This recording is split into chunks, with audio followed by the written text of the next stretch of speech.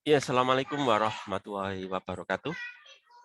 Pada siang hari ini kita akan lanjutkan ya materi pembahasan tentang energi oleh medan elektrostatis gitu ya. Oke, langsung saya share bukunya ya. Sudah terlihat ya di monitor ya.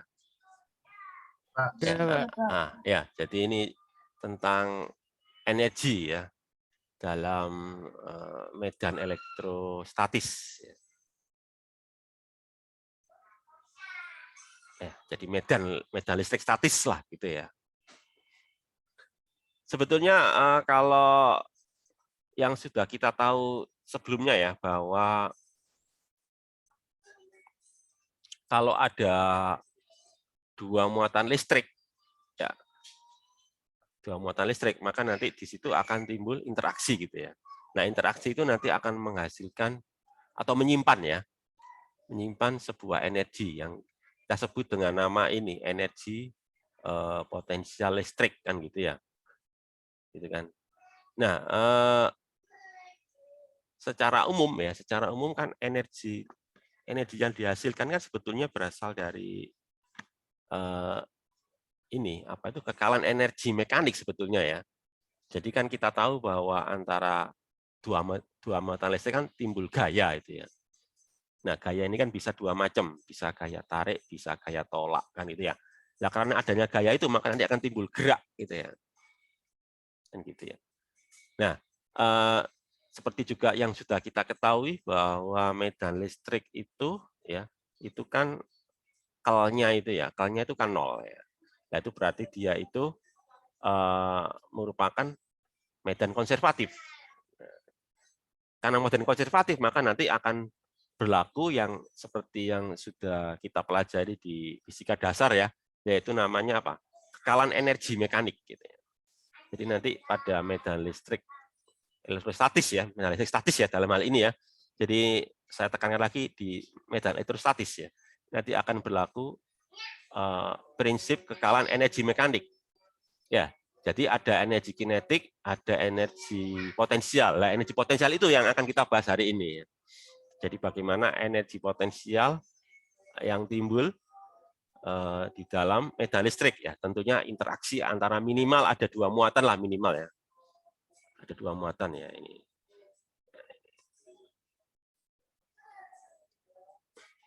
Ini ya prinsipnya ini ya. Ini maksudnya itu gitu ya.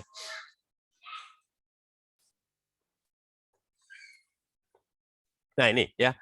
Jadi secara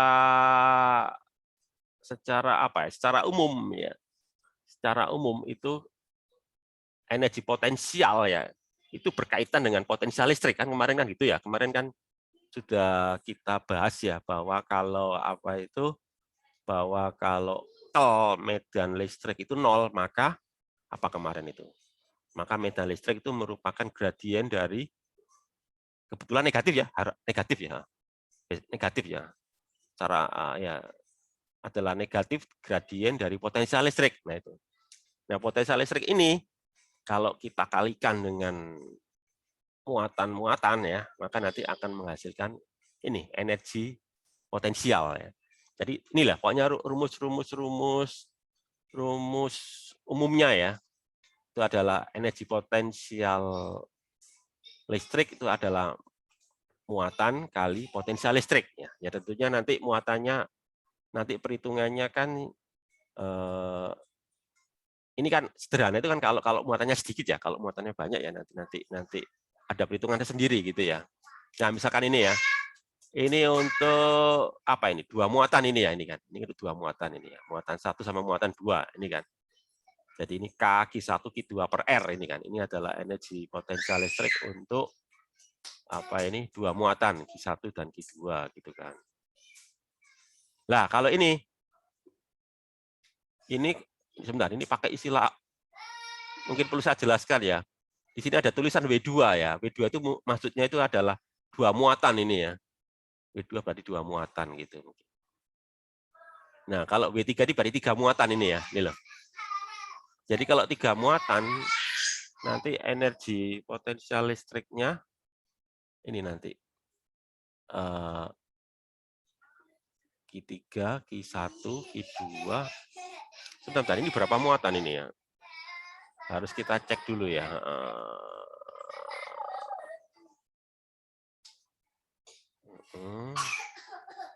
Jadi kita lihat di 240 ya. 240 ini ada berapa muatan ini? 1 ya, Q1, Q2, ada 3 muatan ini ya. Ada 3 muatan ini. Ada 3 muatan.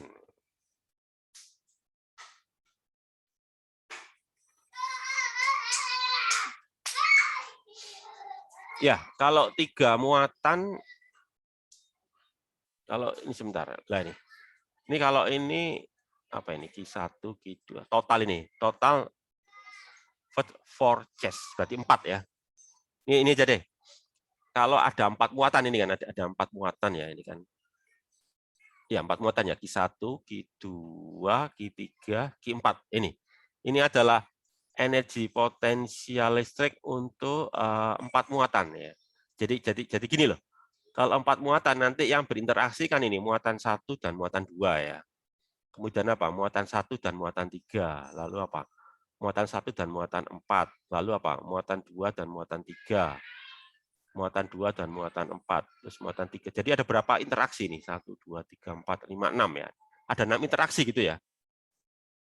Gitu ya. Jadi kalau 4 muatan itu ada berapa? Ada 6 interaksi, yaitu muatan 1 dan muatan 2. Muatan 1 dan muatan 3. Muatan 1 dan muatan 4. Sudah selesai ya. Berikutnya muatan 2. Muatan 2 dengan muatan 3. Soalnya kenapa? Muatan 2 dan muatan 1 kan sudah tadi ya. Jadi nggak dihitung lagi gitu ya. Jadi mulainya mesti dengan muatan yang berikutnya ya. Jadi muatan 1 dan muatan 2 sudah nggak perlu dihitung lagi. Sudah tadi. Jadi lanjut ke muatan 2 dan muatan 3. Lalu muatan 2 dan muatan 4. Berikutnya lagi muatan 3. Muatan 3 ya muatan 4 kan. Dengan muatan 1 sudah, dan muatan 2 sudah. Jadi ada 6 gitu ya. Gini ya. Oke, mungkin untuk saya pengen tahu kalian ngerti atau enggak. Itu gini. Kalau misalkan ada 5 muatan bagaimana? Interaksinya ada berapa? Jadi ini ya, kalau 4 muatan kan ada 6 interaksi nih ya. 1, 2, 3, 4, 5, 6 ya. Kalau misalkan 5 muatan ada berapa interaksi? Ini kalau ini saya pengen tahu kalian memahami enggak dengan apa yang saya jelaskan tadi. Coba kalian hitung lah, kalau 5 muatan berarti ada Q1, Q2, Q3, Q4, Q5. Nah itu nanti interaksinya ada berapa? Ada yang bisa jawab? Ada 10. Ya coba rinciannya gimana 10 itu? Coba jelaskan 10. Tadi kan udah dijelaskan yang W1, W2, W3 Ya, coba. sama W4. Terus kan ada W5. Nah itu W5 itu yang dalam kurungnya ini ada 4 gini, Q1, Q2, Q3 sama Q4. Ya. Nah kemudian semua itu dijumlah Pak. Jadi ada 10 ya? 10 interaksi kan ya? Ya. Nah, sebetulnya itu bisa kita gunakan, ini kan rumus kombinasi sebetulnya ya. Kalau kalian di matematika kan ada rumus kombinasi ya.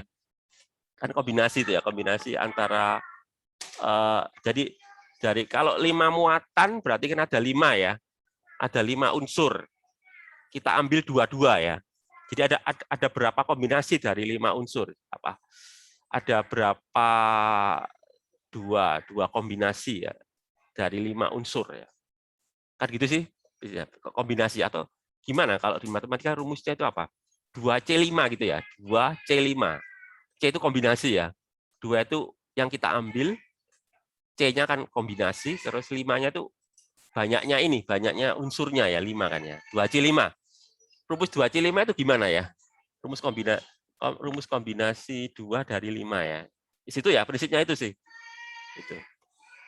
Nanti bisa kalian cari. Nah ini. Jadi secara umum itu gini lah ini. Secara umum itu gini ya. Jadi ini untuk muatan titik loh ya. Ini saya baru bahas muatan titik ya. Jadi kalau misalkan secara umum ya ada N ya. Ada N muatan titik ya yang berinteraksi gitu ya. Nanti untuk menghitung W-nya ya ini. Jadi ini mulai dari berapa? Jadi ada 2 sigma. Maksudnya itu ini loh maksudnya ya. Misalkan katakanlah seperti tadi 5 ya. 5 berarti kan nanti apa? Q1, Q2, Q1, Q3, Q1, Q apa? Q4, Q1, Q5. Sudah, habis itu kan Q2 dengan apa? Dengan Q3 tentunya ya. Q3 dengan Q. Jadi maksudnya itu ya. Jadi ini kalian perhatikan bahwa J-nya lebih dari 1. Jadi gini, jadi kalau misalkan saya pilih Q1, maka Q2-nya harus lebih dari 1. Berarti apa?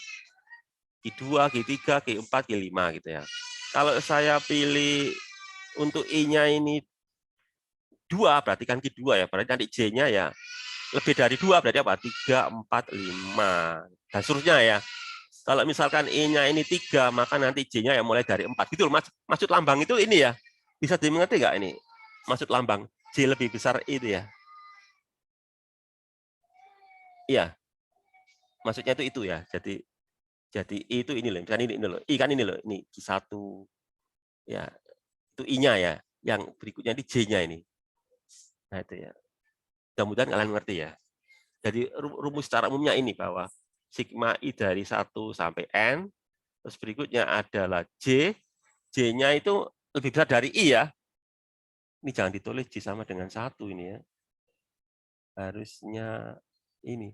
J lebih besar dari I sampai N kan gitu ya. Nah, ini nanti KI, KJ, RIJ ini. Ini untuk N berapapun ini ya. Pokoknya rumus kombinasi lah gitu ya intinya gitu ya. Nah, terus persamaan 240 itu bisa saya tulis menjadi persamaan 241. Ini ada yang bisa menjelaskan. Kenapa kok 240 bisa saya tulis menjadi 241? Penjelasannya gimana nih? 240 menjadi 241 itu apa yang membedakan itu?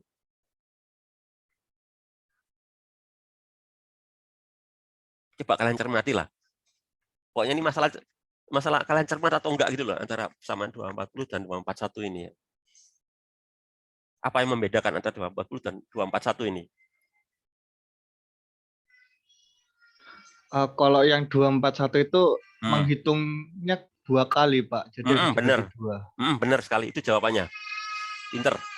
Jadi ini kan dihitung 2 kali. Soalnya apa? Lihat kan kalau tadi kan saya ngitungnya kan separuh. Lihat tadi kan J-nya kan saya mulai di atasnya I ya. Lihat ya. Nah, kalau ini kan saya mulai dari 1 kan itu ya.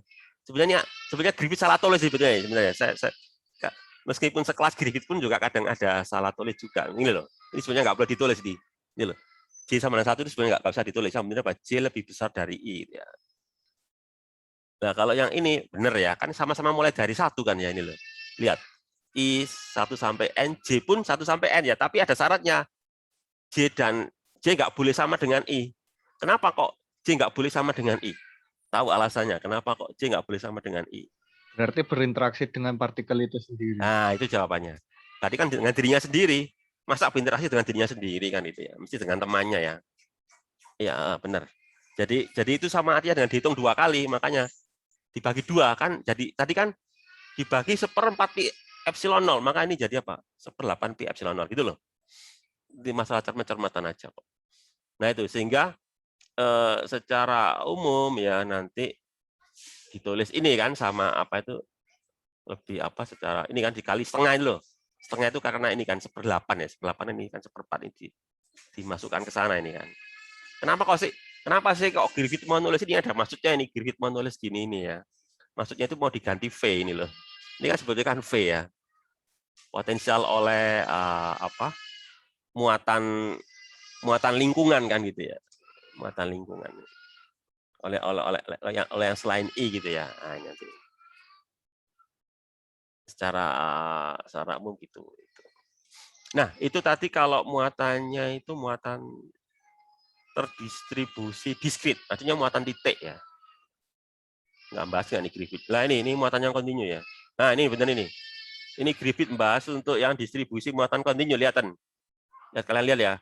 Antara persamaan 242 ini loh. Persamaan 242 ya dengan persamaan mana tadi? 243. Ya. Kira-kira saya nggak tanya perbedaannya, kemiripannya apa gitu ya. Kemiripannya apa antara 242 dan 243? Kemiripannya apa?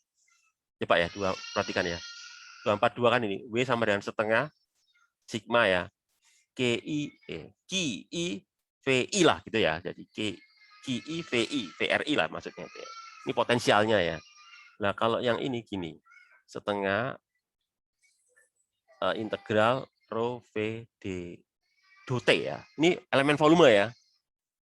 Saya tanya kemiripannya apa? Antara persamaan 242 sama 243. Kira-kira apa menurut kalian gimana? Letak kemiripannya ya.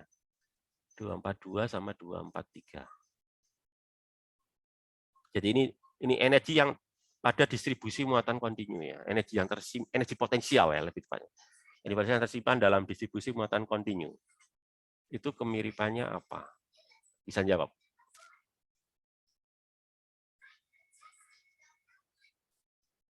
Coba kalian cermat. Tinggal kalian cermati aja deh. 242 itu begini ya.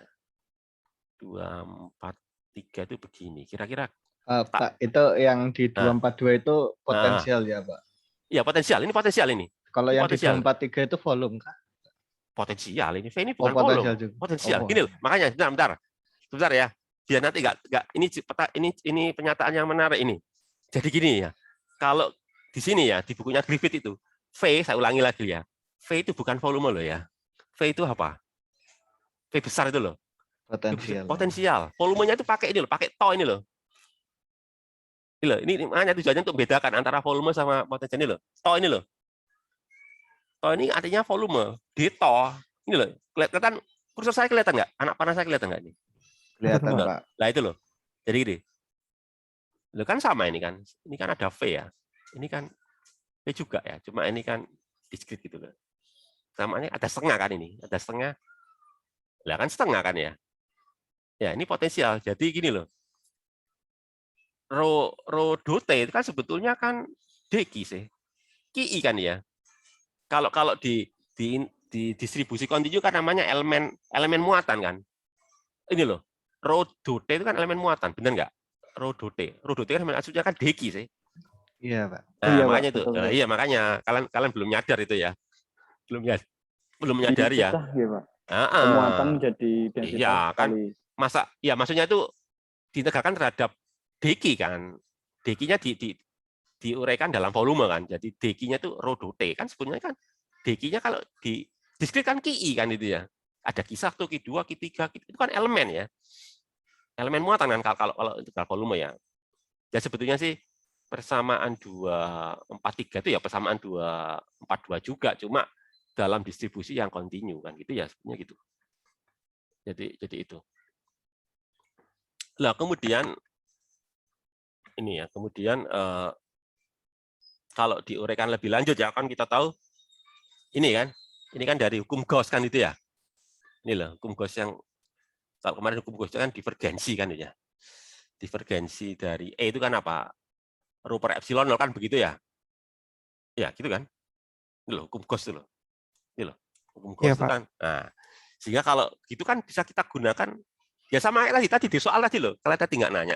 Saya kira tadi kalian paham ya. Kalau kalian nggak nanya berarti saya anggap ngerti loh ya. Tadi loh di soal kan nanti ada tanya apa tadi di bola tadi loh. Apa sih? Tadi pertanyaan apa tadi? Lupa saya. Apa pertanyaan tadi? Muatan di permukaan, distribusi muatan ya, luasan ya, distribusi luasan karena permukaan ya. Itu nanti ya gunakan ini. Ya. Cuma bukan rho ya. Bukan rho ya. Tuh, jadi kalau rho ya ini, rho sama dengan apa epsilon nah ini ya. Jadi nanti nah ini sehingga kalau disubstitusi ya, rho-nya disubstitusi ke sini nanti kan jadinya. Nah, ini substitusi aja kan. Ini jadi ini pernyataan energi dalam bentuk apa? Medan listrik. Kalau tadi kan menggunakan muatan ya, muatannya diganti dengan apa? Divergensi medan listrik. Gitu. Terus habis itu apa? Ya ini menggunakan analisa vektor kan berikutnya kan. Ini kan. Ini berikutnya matematika kan ini ya. Ya, ini kan matematika ini. Jadi dari apa divergensi. Nah, ini kan menggunakan analisa vektor ini kan. Ya. Terus ini pokoknya ini adalah rumus di analisa vektor ini ya. Jadi ini kan. Nah, ini. Sebetulnya ini ada dibahas di Griffith di bab awal-awal ya. Ya, jadi ini adalah rumus-rumus yang kayak gini ada di bukunya Griffith di bagian awal yaitu apa? bab 1 analisa vektor, nanti bisa kalian buka lagi. Inilah ditulis di sama Griffith ini. Berapa ini? Equation 1.59 ini ya. Ini loh. Coba kalian lihat lagi ya. Saya nggak perlu bahas ini lagi ya. Nanti pokoknya kalau nggak jelas tanya lah gitu aja ya. Nanti bisa di WA group. Nih ya, jadi menggunakan pokoknya dengan menggunakan analisa vektor ya, maka nanti ini bisa saya tulis menjadi ini persamaan ini gitu ya. Lalu kan kita tahu bahwa gradien dari volume itu kan medan listrik kan ya, kemarin apa itu? Karena medan listrik itu Kel-nya 0 kan, maka medan listrik itu negatif dari gradien potensial listrik kan itu ya. Jadi nanti ini mau ganti ini loh. Ini diganti gitu ya. Nah, sehingga nanti ini kan didotkan lagi dengan dirinya sendiri ya. Ini kan minus E ya. Didotkan dengan dirinya sendiri kan ya. Berarti kan jadi E kuadrat gitu ya. Kan A dot A kan A kuadrat ya. Gitu kan? A dot A jadi E dot E ya, E kuadrat. Minus jadi plus ini ya nanti. Ya ini adalah energi kalau dinyatakan dalam ini ya, medan listrik masih ada ini potensial listrik ya, dari 244.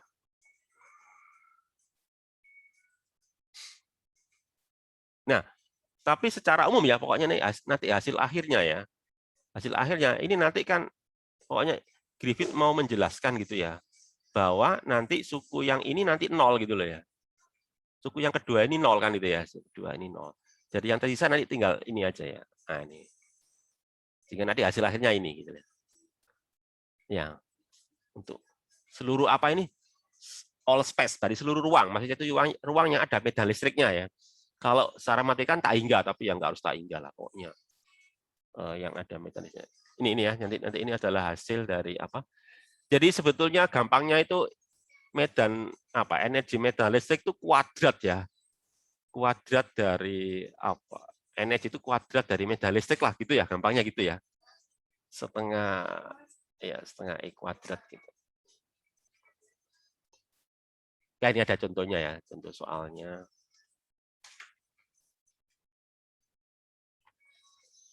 Oke ya, supaya kalian paham, coba ya saya bahas juga ini contoh soalnya ya. Biar lebih. Jadi ini, coba pertanyaannya ini ya. Carilah ya, atau hitunglah gitu ya. Find itu carilah, hitunglah. Hitung energi dari uniformly, berarti apa? Homogen ya. Seragam dari spherical cell. Jadi kayak soal tadi ya. Jadi ada bola ya, di dalam bola itu muatan totalnya Q ya. Yang terdistribusi homogen. Jadi kayak soal kuis itu ya. Rho-nya konstan gitu ya. Rho-nya homogen ya. Q. Pokoknya totalnya Q gitu ya, radiusnya R ya. Jadi ditanyakan energi yang tersimpan, berarti energi potensial listriknya ya, oleh medan listrik tadi. Nah, menggunakan ini kan, persamaan tadi, hasil persamaan 243 ini tadi ya. Nah, pakai rumus ini dia ya. Ini kan, setengah rho V ini kan, untuk kita integralkan untuk seluruh volume bola ya.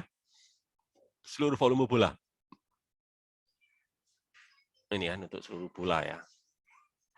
Ya ini kan V A ya, VDA.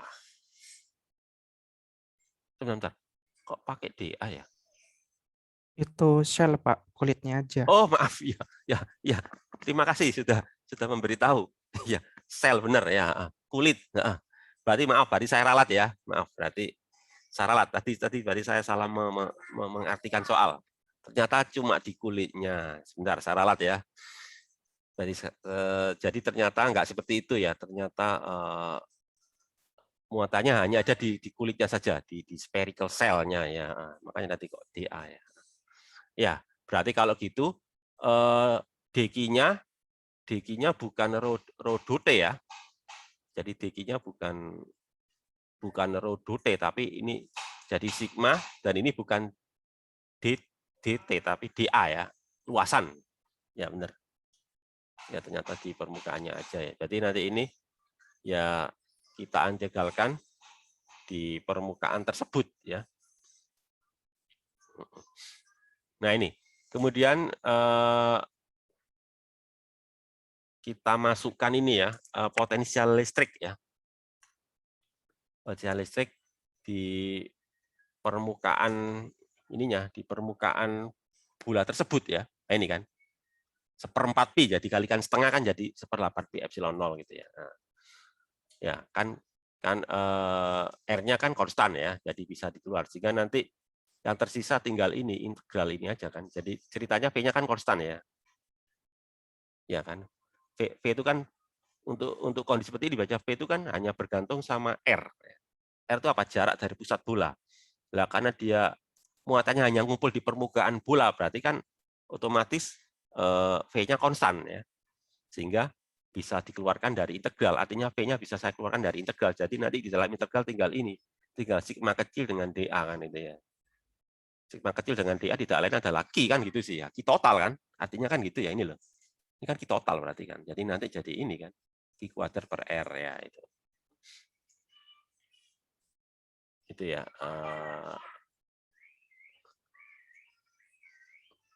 Terus kemudian ini pakai apa? Pakai cara yang kedua ya. Kalau tadi pakai cara pertama ya. Cara pertama menggunakan persamaan 243. 243 itu yang ini tadi ya. Kalau yang cara kedua dia menggunakan persamaan 2.45 yang ini gitu ya. Jadi menggunakan dua rumus yang berbeda tapi sebenarnya sama sebenarnya. Itu kan cuma masalah. Jadi kedua rumus sebenarnya sama, cuma beda dalam penyajiannya ya. Prinsipnya sama, cuma beda dalam penyajian gitu aja sih. Jadi kalau yang kedua kan murni menggunakan medan listrik gitu ya. Ya, jadi dia menggunakan medan listrik ini ceritanya yang cara kedua ini ya. Nah, ini kan. Jadi intinya itu medan listrik ya di dalam apa itu? Di dalam bola itu 0 ya. Jadi medan listriknya hanya ada di luar bola. Nah, pertanyaan saya kenapa kok di dalam itu 0? Jawabannya apa itu?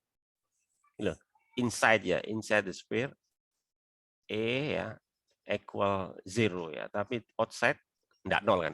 Ya pertanyaan saya ini, kenapa kok di dalam bola itu 0 ya medan listriknya? Bisa jawab. Ini fisika dasar ini ya. Ini Pak, kalau yang sepemahaman saya kan kalau misalnya dia itu di dalam, nah itu kan dari segala arah gitu kan medan listriknya. Nah ketika dijumlahkan malah jadi 0 ketika di dalam. Oh iya, berarti hukum apa itu? Hukum lupa ya, Pak. Ya hukumnya saya bahas ini. Ini hukum apa ini? Hukumnya saya bahas hukum apa ini? Hukumnya saya bahas ini loh, hukum apa ini tadi? Nah ya itu, ini loh. Gauss law ini loh jelas-jelas gini. Hukum Gauss itu. Jadi 0 karena hukum Gauss. Kan gini loh. Menurut hukum Gauss kan bahwa integral permukaan dari medan listrik ya, atau kita ngomongnya flux gitu ya, flux total atau integral permukaan dari medan listrik ya, dalam permukaan tertutup ya, itu kan sama dengan apa? Muatan di dalam permukaan ya dibagi epsilon 0 kan begitu. Nah kalau saya mengambil permukaan Gauss-nya di dalam bola, ya di dalam bola ada muatan enggak? Di dalam bola ada muatan enggak? Kan muatannya di permukaan saja. Di soal ini loh, coba. Tadi kan spherical cell tadi. Tadi kan saya hampir salah menerjemahkan soal tadi. Ternyata spherical cell. Ya, berarti kan muatannya hanya di permukaan kan. Di dalam bola kan enggak ada. Itu loh jawabannya itu ya. Jadi ini ya hukum Gauss sebetulnya ya. Kalau di luar bola ya ada kan. Soalnya kan permukaan Gauss-nya kan di luarnya ya, sehingga di dalamnya kan ada bola kan gitu ya. Nah, itu nanti. Ya ini nanti. Nah, ini kalau menggunakan cara 2 ya, jadi menggunakan rumus ini kan dikuadratin kan itu ya. Nah, ini dikuadratkan kan. Habis itu kan diintegralkan ini ya. Ini kan. Tapi jangan lupa integralnya pakai koordinat bola loh ya. Kan ceritanya bola ya. Ya harus pakai koordinat bola ini kan ya. Ini sebetulnya integralnya enggak satu integral ya. Berapa integral ini? Berapa integral ini harusnya ini? 3 ya. Terhadap ini loh. dr kan terhadap r, d theta terhadap theta, terus dv terhadap v. Nah ini saya sambil ingatkan ya, kalau r-nya dari berapa sampai berapa ini r-nya ini.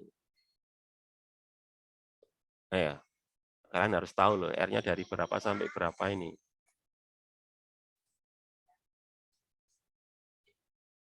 Ini kalian harus tahu batasnya loh ya. Batas integralnya. R-nya dari berapa sampai berapa. R sampai tahingga. Ada di buku ini ya, ini R sampai tahingga ya. Iya benar, sampai outside kan, benar ya. Oke, kita kejawab ya, ada di buku soalnya ya. Kalau tetanya dari berapa sampai berapa?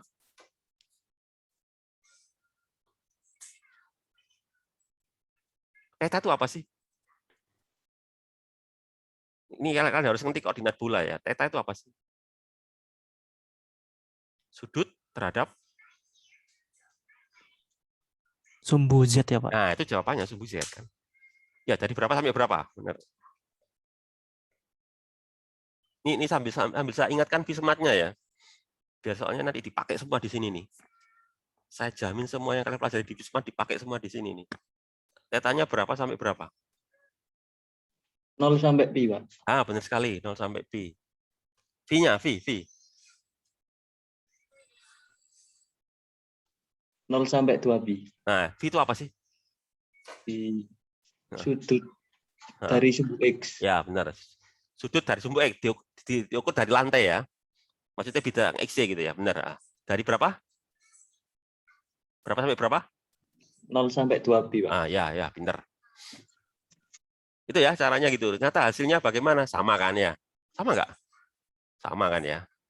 Cuma kan ini kan disingkat aja ya. Itu langsung to the point ini ya. Ya kalau idealnya kan harus dihitung satu-satu gitu ya. Diperinci gitu loh. Dianggap ngerti nih sama Griffith ini ya.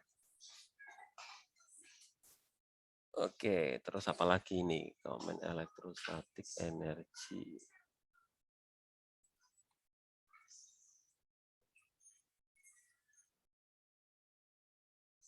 Nah, berikutnya tentang ini ya. Berikutnya tentang konduktor ya. Atau ada pertanyaan sebelum saya lanjut ke ini ya. Ke konduktor ya. Ada pertanyaan barangkali? Enggak ya?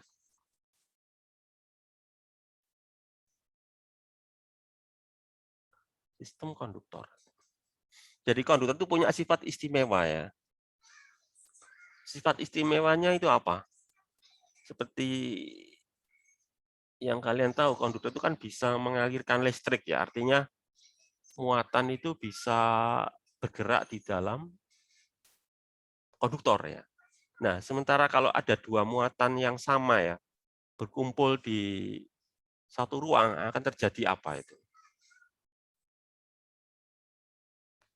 Muatannya sama berkumpul dalam ruang akan terjadi apa itu? Muatannya sama itu macam muatannya jenis ya. Makanya jadi apa? Akan terjadi tolakan kan itu ya. Sehingga apa yang terjadi kalau sebuah konduktor itu kita beri muatan, ya katakanlah misalkan kita beri muatan positif ya, sekian kolom kan itu ya, maka nanti muatan-muatan tersebut itu saling tolak antara satu dengan yang lainnya, sehingga yang terjadi di dalam konduktor muatan itu nanti akan saling menjauh antara satu sama yang lain.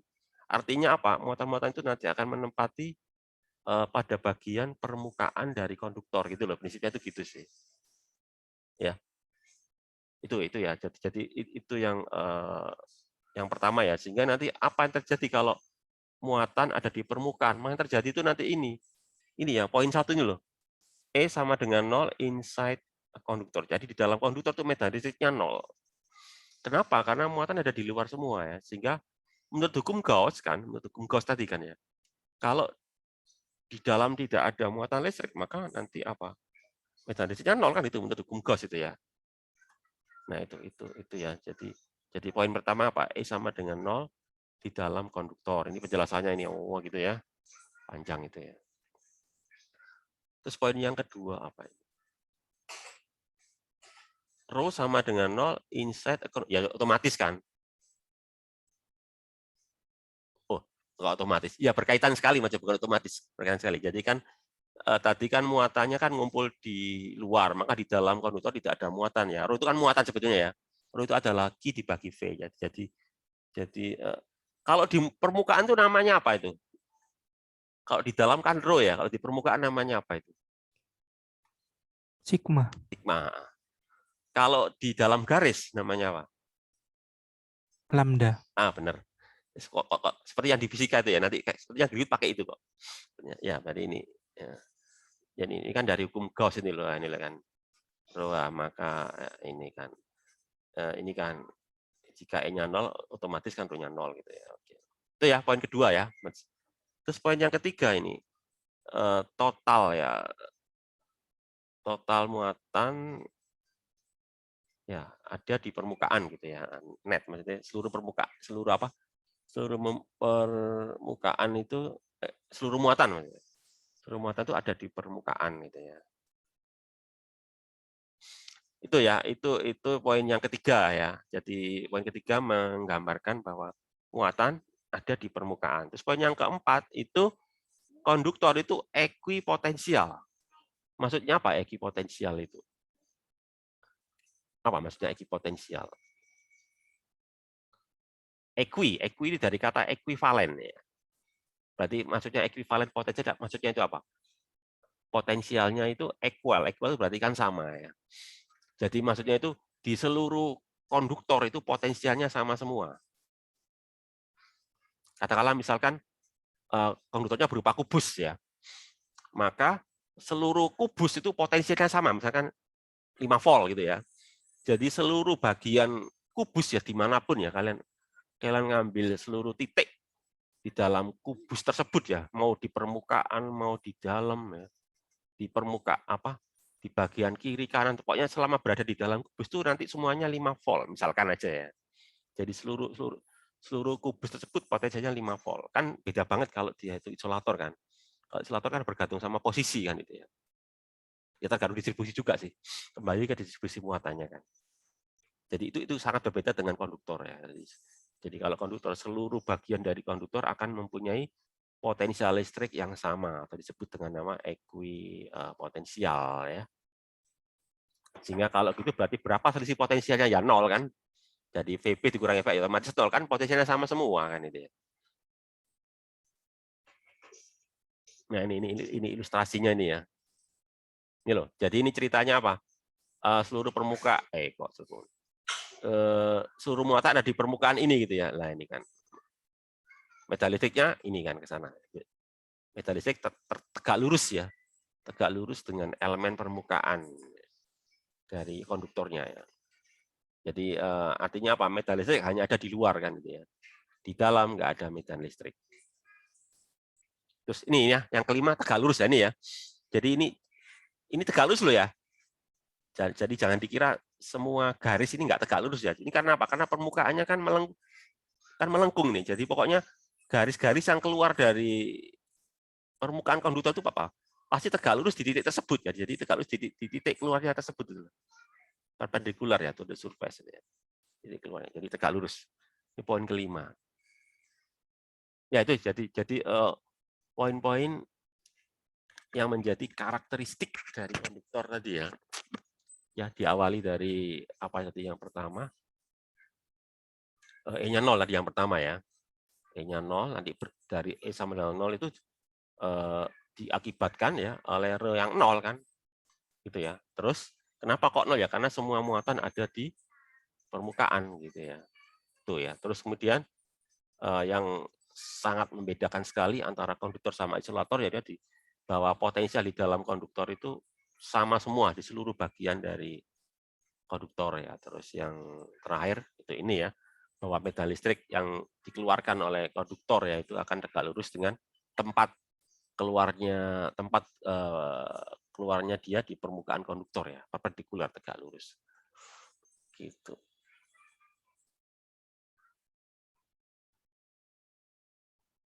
Terus kemudian ada lagi ini ya, yang menarik ini lagi tentang ini apa induksi ini ya ini loh. Induksi muatan gitu ya.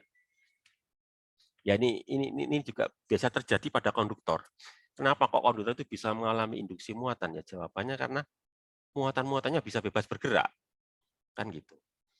Jadi muatan-muatan di dalam konduktor itu bebas bergerak. Jadi sebagai contoh ya, misalkan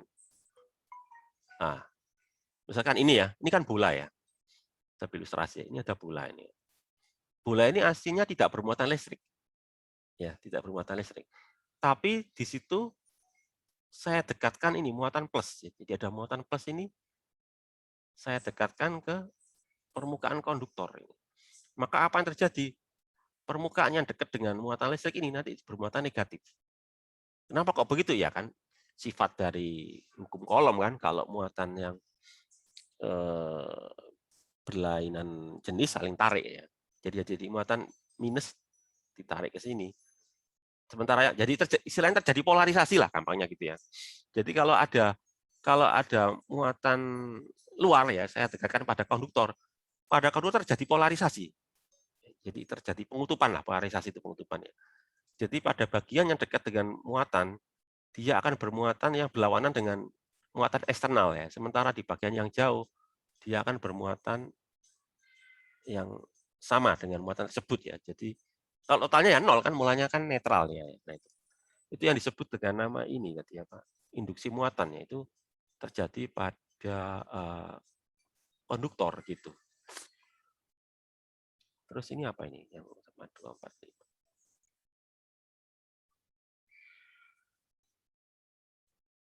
Nah, ini ada rongganya ini ceritanya ya. Jadi ini konduktor ada rongganya. Mungkin bentuknya, ini kebetulan bentuknya nggak beraturan ya. Bisa juga sih bentuknya bola juga boleh kan. Anggap aja ini seperti bentuk bola, terus di dalamnya ada bola ya. Cuma bola rongga.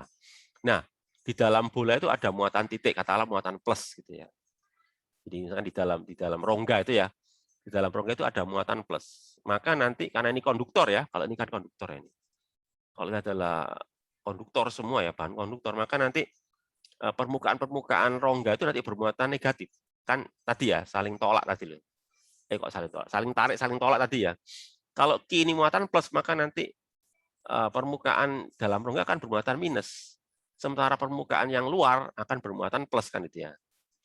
Nah, itu juga terjadi polarisasi juga, cuma polarisasinya kan permukaan dalam dan permukaan luar ya. Nah, itu fisiknya itu polarisasi juga sih. Nah, itu. Nanti sebetulnya ada pembahasan tersendiri sebetulnya nanti ya, yaitu tentang metode bayangan nanti. Nanti ada pembahasan seperti ini ya, namanya metode bayangan. Mungkin nanti saya bahas setelah ini ya, setelah ITS ya.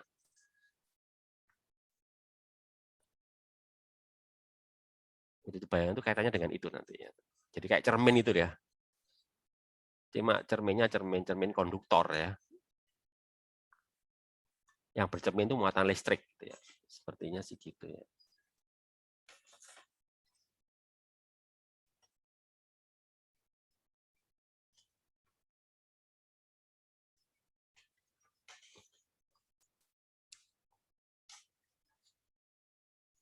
Ya, nilai kapasitor ya, nanti ada bahas tentang kapasitor ya.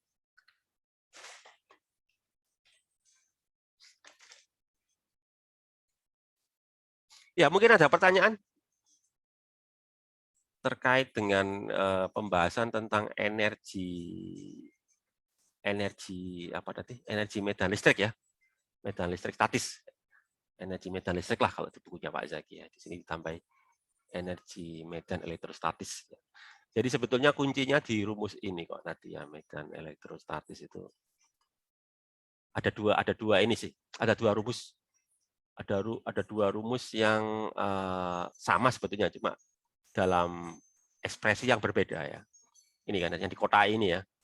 Kalau di kota ini kan dinyatakan dalam medan listrik gitu ya, dinyatakan dalam medan listrik. Sementara yang tadi itu dalam muatan dan potensial kan. Jadi kalau di bukunya Pak Zaki itu ya Q sama V. Ya. Kalau yang satu lagi E kuadrat gitu. Mana tadi? Nah ini kan. Ini tadi. Ini kalau apa ini? Ini kalau diskrit ya, diskrit. Kalau yang kontinu ya ini ya. Ini kan dalam Q dan V kan, Q-nya kan rho dt ini ya. Kalau ini dalam E kuadrat ini kan. Nah, itu ada pertanyaan? Enggak ya? Nanti untuk materi ini nanti saya masukkan di materi ETS ya. Yang ini, yang apa itu, yang energi ini ya, energi oleh apa ini? Energi oleh medan listrik ini ya. Biasanya sih soalnya ya medan listrik untuk sistem-sistem yang kebanyakan sih bola ya. Sistem yang bola.